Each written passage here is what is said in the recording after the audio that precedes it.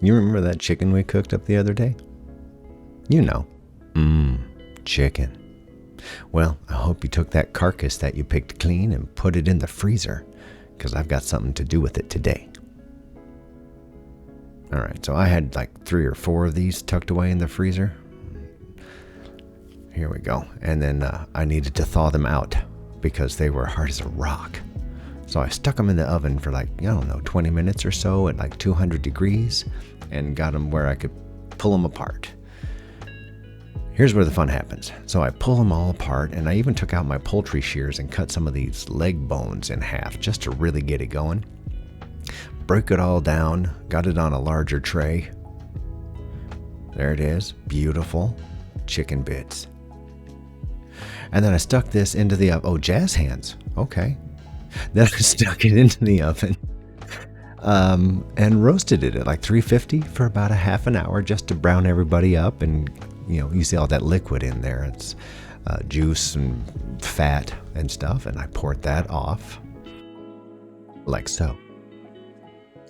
Now I've got them strained and drained, and I'm going to put these suckers into this food grade container because I don't have time to do it all today. And we get it all packed in there nice so you can see how much I've got. I got about that much chicken bits. And I'm going to put this sucker here in the fridge overnight.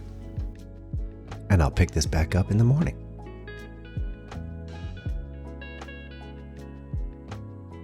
So I pulled out my enameled lodge cast iron pot, and I love this pot. And I put in like about 4 cloves of garlic, I think. And this is my friend the onion. And the onion's in there, cut him in half. We got a couple of bay leaves, some black peppercorn, always a good plan. And careful, they'll bounce out of there. Some thyme, because it's got good flavor. And the obligatory carrots. Too many carrots make it sweet, and I don't like that. So you can put in as much as you like. Then you want to get your tower of chicken bits. And then, get everything out of the bucket, and then, just break it all apart and get it in there. You know what I mean? Bust it down, mash it in, and there it is. Okay, so add water just to cover. And then we're going to put this in the oven with the lid off and let it cook down. Oh, and this is the rosemary that I forgot to put in earlier. So first thing, before we stick it in the oven, I'm going to stick it on the stove and bring it up to a boil so it's ready to go. And there it is, looking good. And I'm going to cook it up, bring it up to a boil. And at this point, this is where I would put in the 1 tablespoon of vinegar, but I forgot. You shouldn't forget. Put it in there. It helps a lot. It really pulls the nutrients out of the bones. It's great. So once you get it boiling, stick it in the oven carefully. You don't want to spill this hot stuff into a hot oven. It's just bad news. And leave it in there. I left mine in there for about 6 hours. Then I came back, got my Spock oven mitt. Everybody should have a special oven mitt.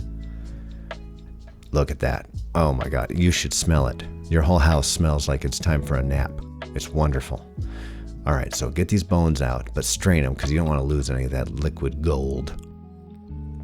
There we go. Strained it, splattered some on the counter. Then I'm going to strain out the rest of the liquid so any of the tiny bits get caught up, and the obligatory spill it on the counter portion. If you didn't spill some, you probably weren't enjoying yourself. That's my theory.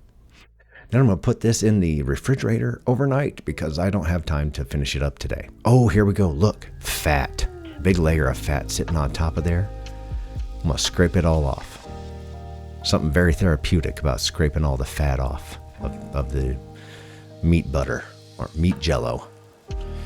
Here we go. Get it off of there. Now take your meat jello. That's really fun. And get it into a pot, and we're going to melt it back down into a liquid. And now I'm going to reduce it about halfway. There we go. Now, take this liquid and put it into these muffin pan. Get them all filled up in there and use all your liquid. If you have to do 2 rounds, do 2 rounds, however you got to work it. But these are little flavor pucks The next day, I just pull it out, ta-da, and stick them in a bag. And then whenever you need them, you just go into the freezer, pop out a flavor puck, throw it into that pot of soup you're making, throw it into the Instant Pot with the rice.